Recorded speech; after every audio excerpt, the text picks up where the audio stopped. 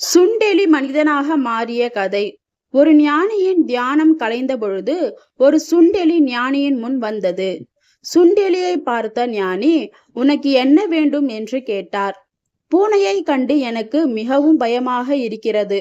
என்னை ஒரு பூனையாக மாற்றிவிட்டால் உங்களுக்கு புண்ணியம் உள்ளது என்றது எலி. ஞானி எலியை பூனையாக மாற்றினார்.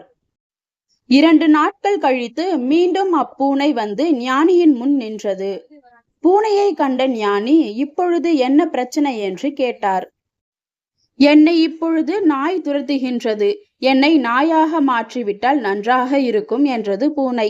உடனே பூனையை நாயாக மாற்றினார் ஞானி. சில நாட்கள் கழித்து அந்த நாய் வந்து ஞானியின் முன் நின்றது. இப்பொழுது உனக்கு என்ன வேண்டும் என்று கேட்டார். ஞானி, புலி பயம் என்னை வாட்டி வதைக்கின்றது. தயவு செய்து என்னை புலியாக மாற்றிவிடுங்கள் என்றது நாய். ஞானி நாயை புலியாக மாற்றினார். சில நாட்கள் கழித்து ஞானி முன் வந்து நின்றது புலி.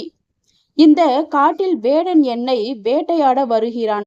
தயவு செய்து என்னை வேடனாக மாற்றுங்கள் என்றது புலி. ஞானி புலியை வேடனாக மாற்றினார். சில நாட்கள் கழித்து வேடன் ஞானி முன் வந்து நின்றான். இப்பொழுது உனக்கு என்ன வேண்டும் என்று கேட்டார் ஞானி.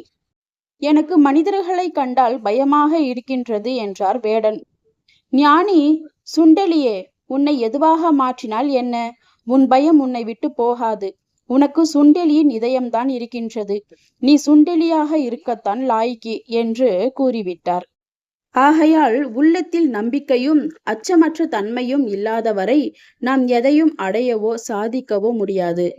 உங்களை பற்றி நீங்கள் எப்படி நினைக்கின்றீர்களோ அப்படித்தான் ஆவீர்கள். நீங்களே உங்களை தாழ்த்தி கொள்ளாதீர்கள்.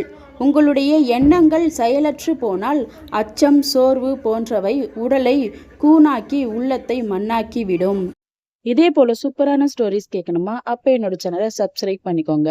அடுத்த ஸ்டோரியில சந்திக்கலாம். பாய்.